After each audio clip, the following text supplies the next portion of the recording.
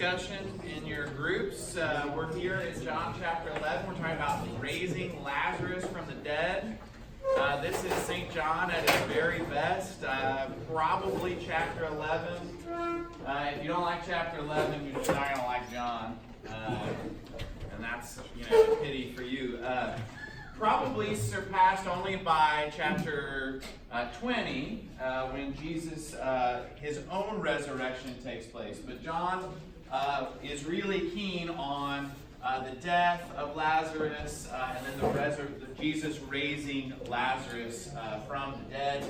A very transitional story in the Gospel of John. This is the seventh and final sign or miracle that Jesus works in the Gospel of John.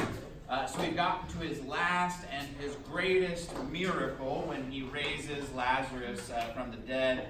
Remember, John calls the miracles signs that point to the divinity of Jesus, that Jesus Christ is God among us. Okay, so that's the point that John is getting at. These are pictures from when we went to the place where Jesus raised Lazarus from the dead. There's me. I celebrated Mass at the Church of St. Lazarus. It's this beautiful church, and that's the facade of the church. And of course, you've got St. Lazarus and St. Mary and St. Martha, his two sisters, on either side of this facade. It's in Bethany. We'll talk about where Bethany is in just a minute. But I wanted to, in the tomb, so you go in the tomb. The tomb of Lazarus is a lot like the tomb of Jesus, okay? These are rock cliffs, and they would have just cut out the edge of the rock cliff and then put a stone in front and put the dead body inside, okay? And that's very much, you can just know that's kind of the setting for where Lazarus had been buried, and then of course that's the setting for where Jesus is buried. Not in the same place, but this is the same type of way. There's a kind of a rocky area, and they kind of cut the tombs out of the rocky area to put the body in. Inside the tomb, there's this quote from 1 Corinthians 15. 1 Corinthians 15 is the chapter about the resurrection in the New Testament. Paul reflects on the resurrection of Jesus and what it means in 1 Corinthians 15. If you want to know about the resurrection, go read 1 Corinthians 15. There's a quote, "Death is swallowed up in victory. O death, where is thy sting? O grave, where is thy victory?" And then it said this, and I was looking through the pictures, and I thought I'd share it with you because it was something that meant something to us, and I think it means a lot in the context of Jesus bringing Lazarus back to life. This is this little plaque that's in the tomb of Lazarus now. And can everybody read that? You want me to read that to you? Yeah, read it. "The glory of God shall be seen by those who put their faith in Jesus in times of greatest distress and hopelessness. They are certain that he is greater than any distress, even greater than death itself." Okay? So that's sort of the summary of the whole thing. That Lazarus comes to life, and that Jesus has got this. Jesus, the whole time, is overseeing this event. The whole thing is happening within his will. None of this is happening outside of the way he wants it to happen. And the story is very clearly told that Jesus is in charge of what's happening, and that what is needed is to trust in him. Okay? And that's very much something that we need to take with us as we're transitioning, because a big part of the rest of the Gospel of John is the passion narrative of Jesus, the last week of Jesus' life. And what we want to know going into that is, as Jesus starts facing a lot of difficulties, he is in charge. All right? It's all happening under his will. He's freely offering himself into all of these situations. So none of this is happening just by accident. It's all happening within the will of Christ. Here's what we know. Lazarus and Mary and Martha are very close friends with Jesus, and we know that because we read some really unique language throughout chapter 11 as John is describing Lazarus and Mary and Martha. And I just have a couple of quotes here. When Martha and Mary get word to Jesus, they say, "Lord, he whom you love is ill." A little later on, Jesus is distressed when he comes to the sisters, and they're so distraught. And it says, when Jesus saw her weeping, and the Jews who came with her also weeping, he was greatly disturbed in spirit and deeply moved. These are unique things that we're reading in the gospel. We don't read Jesus feeling this way all of the time. And then, of course, Jesus wept when he arrives at the grave of his friend. He himself, in the face of loss and death, is emotional and weeping. Jesus is in their home in Bethany multiple times. Here in chapter 11. Again, he'll be back next week in their home in chapter 12. Also in Luke chapter 10, where Mary is sitting at the feet of Jesus and Martha's busy, doing her whole thing. And, you're familiar with that story of Mary and Martha. That's also in their home in Bethany. So these are Jesus' close friends. And so because Jesus is with his close friends, what we're getting to see is another side of Jesus in chapter 11 that's helping us kind of understand more about his personality, about who he was, about the things he was interested in. We're getting kind of an intimate look into Jesus' inner circle of close friends here in chapter 11. Jesus delays, and this is something that has puzzled people. It puzzles the disciples in the story.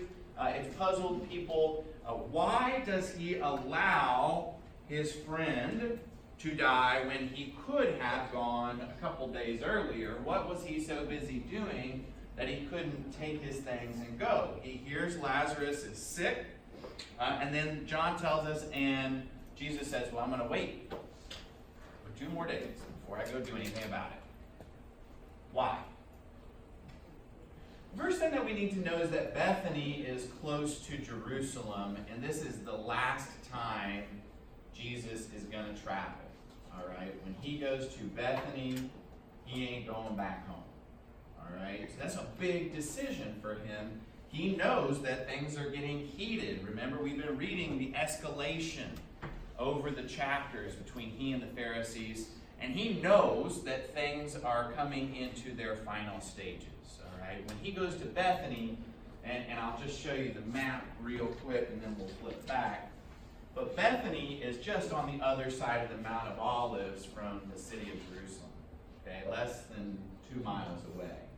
So when he goes to hang out with him, when he makes the decision, okay, I'm going to go to my friend Lazarus and Mary and Martha's house, essentially he's making the decision that this is the end, okay? So it's going to bring about his death, which he knows, all right? So why does he delay? Well, he knows it's not going to be a pretty scene. He knows it's not going to be a lot of fun for him. Is he willing to do it? Of course. But he is stressed, undoubtedly, about that. The second thing is that he tells the disciples, when he says, okay, we're going to go. We're going back to Judea. We are going to go to Bethany. He says that he's going there to awaken Lazarus so that the disciples may believe. So this whole incident is going to create an environment for Jesus to act, which will lead to the belief of many. All right? You can think about in your own life, whenever there's been challenges and God acts and God intervenes, his power is demonstrated. You can think about maybe you've known somebody who's been healed or something like that. Some miracle takes place in the most difficult of circumstances. Something's not working out, and then something comes together, and this really demonstrates God intervening in our lives. And so this is, it brings us to a place of faith, and Jesus says that's why this is all happening. Okay? And then he says he wants to demonstrate the glory of God. And of course, Jesus, in all of his actions, is the one who always demonstrates the glory of God. So sometimes suffering happens so that we can clearly see that God does intervene in our lives. It's like, when everything's going along great, life is good, what happens is people tend to forget God. We get a little too comfortable, and we forget that we have the need constantly of a Savior. And so sometimes God allows certain things to happen so that he can demonstrate he's working in our lives. C.S. Lewis has a whole book that he writes about this, about why does pain exist in the world. Lewis, his wife dies, and he is just torn apart inside because his wife has died. And he's really struggling with a God who would allow his wife to die. And he really wrestles with this, as all Christians surely must do at some point in their lives, with pain and with suffering. I think if there's anybody in the room who hasn't struggled with that, come talk to me afterwards. We struggle with these type of things, and we wrestle with them. And Lewis says, pain is in the world as a way to get our attention. His quote is, pain is God's megaphone into our lives. All right? So sometimes suffering happens so that we can clearly see that God is intervening. And clearly that's what Jesus is getting at when he tells his disciples, hey, we're going to go awaken Lazarus so that people may believe. All right. So again, just the map. Jesus arrives in Bethany, and Martha runs out to confront him. And again, we see a real intimacy between Jesus and Martha by the way that she speaks to him. And it may, in some people's ears, the first time they read it, it may appear slightly irreverent or something like that. But we see like a real familiarity. Basically, if you've been here, everything would have been fine. Thanks a lot for not being here. Lord, and I have the whole passage here because I just think that this whole thing, these verses are just some of the most beautiful verses in the Gospels. Lord, Martha said to Jesus, if you had been here, my brother would not have died. So that's just a statement. That's a statement I would guess you make in your prayers all the time. Thanks a lot, God. Thanks a lot for letting me, fall flat on my face. Thanks a lot. Where were you when I needed you, God? But then she makes an act of faith right after she says that. But I know that even now, God will give you whatever you ask. Jesus said to her, your brother will rise again. Martha answered, I know he will rise in the resurrection at the last day. So she professes faith in that last great day. And then Jesus is going to let her know that he is the fulfillment of that last great day. I am the resurrection and the life. The one who believes in me will live even though he died. Whoever lives by believing in me will never die. Do you believe this? Yes, Lord, she replied. I believe that you are the Messiah, the Son of God, who has come into the world. So her act of faith, her act of complete trust that Jesus has got this, that it is in his hands, and that he has the power to act. When we talk about the ministry of Jesus, what we want to always remember is that Jesus has come to bring the dead to life. Jesus, sometimes in sort of a default version of Christianity that we can get caught believing in, we kind of think that Jesus sometimes is a nice add-on to our otherwise really good life. Like, I'm good, I'm doing great, and I've got Jesus, down at church whenever I need him. And on Christmas, exactly, on Christmas, maybe on Easter. But what we say in the church, that's not the Christian.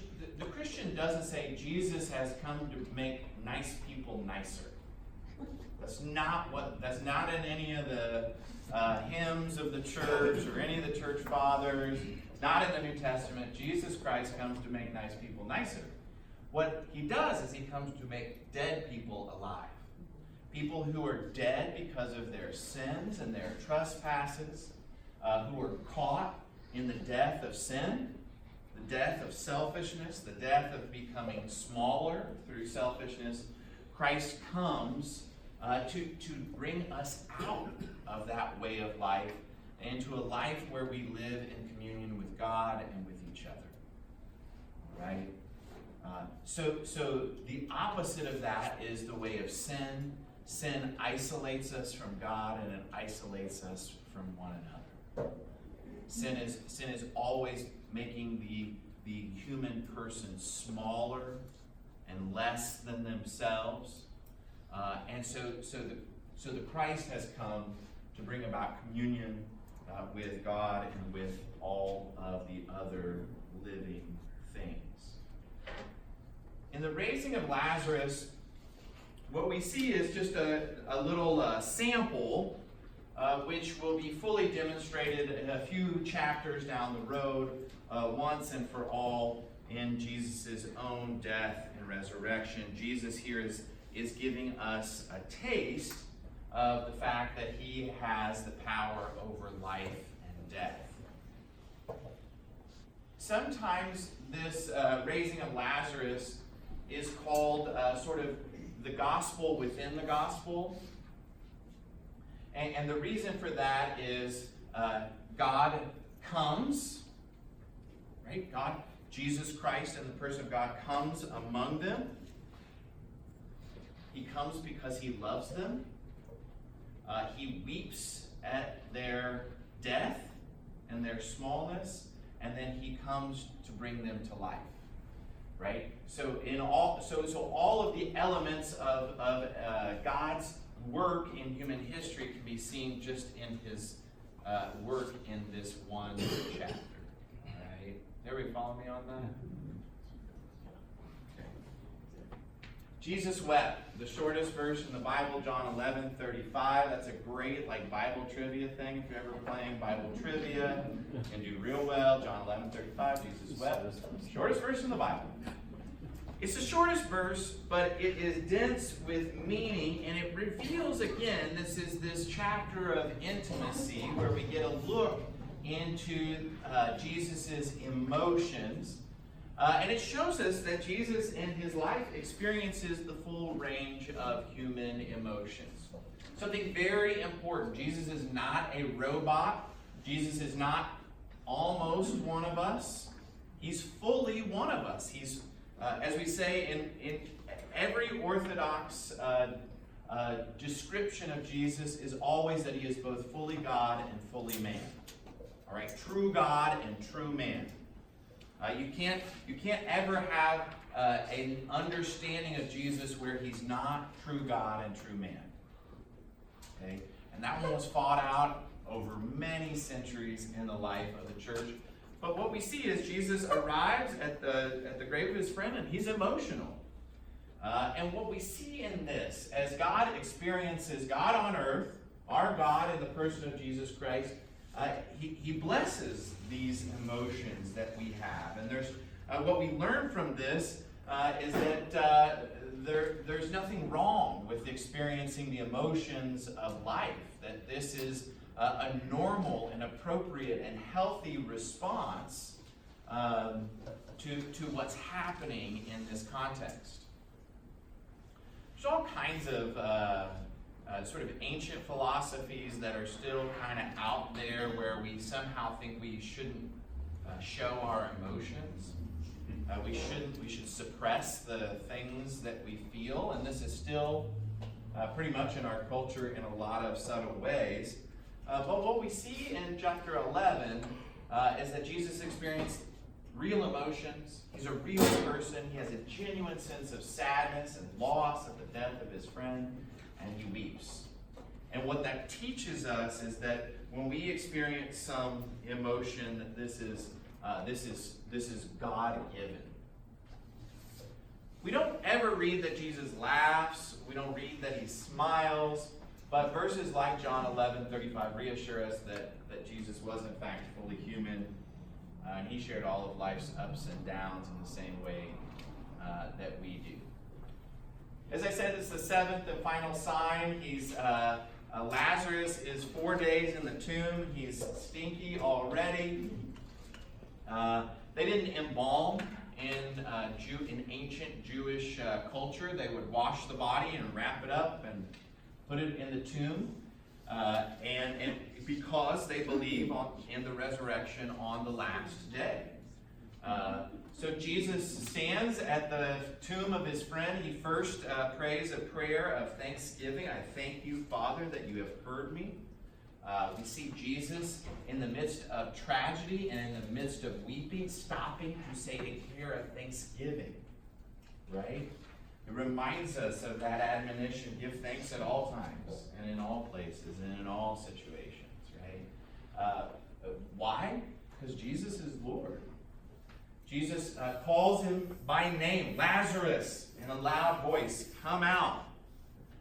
And what ought to be in our minds is what we just read the week before, that the Good Shepherd calls his sheep by name. And what we say is that at the resurrection on the last day, when Christ shall come again to judge the living and the dead, that he will call his people by name. Look for, and this is just like a teaser in your mind for a few chapters down the road, he's going to call somebody else by name, and there's going to be a light bulb that goes off in that moment. So this is important. This is an individual relationship that's being demonstrated here. Lazarus, come out. And the resurrection is personal. The death and resurrection of Jesus are personal, and they are for every one of us.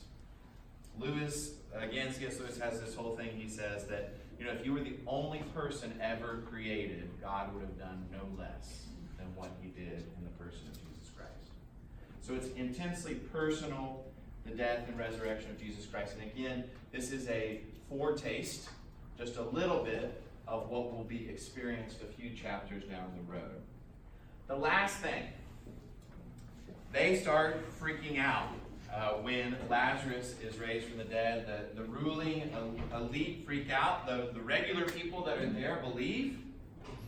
John tells us they start to believe in Jesus, but the powers that be don't like what they see. And the reason they don't like what they see is they're threatened because they see that people are believing. All right? Meeting of the Sanhedrin is called, and we're going to read about them a bunch more times, so it's just helpful to know what that is. That's 71 rabbis who meet down at the temple every day, except for on the Sabbath day.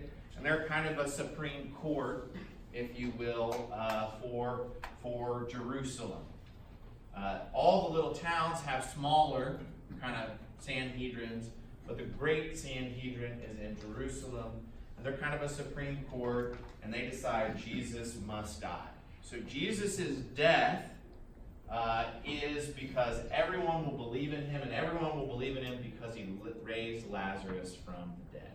All right. So the raising of Lazarus back from dead to alive is why they make the decision that they need to kill Jesus. The final decision is made right after that here. Now, what we're going to transition to is the playing out of that decision over the next 7 chapters in John's Gospel. But they're going to kill him in the face of the healing powers of God, the powers of God over death and life itself. In the face of the miraculous, we see a real ugly reaction, the reaction to kill that which is beautiful, that which is healing, that which gives life. All right? And so the last thing I would say is that that's what sin is. Sin is taking that which is beautiful and perverting it and twisting it. Because what we say is all of God's creation, all of God's activity is beautiful. The world that God creates is good, and it can be easily twisted into something that's ugly. All right? And that's what sin is. Sin is taking that which is good and taking it out of context and twisting it into something that is perverted and ugly. So here in the face of Jesus' final and greatest miracle, where he demonstrates his power to give life, we see the response of sin is to twist it into something that ultimately will lead to his death. Okay, that's Lazarus, one of my absolutely favorite parts of the Bible, the raising of Lazarus. If you will you stand and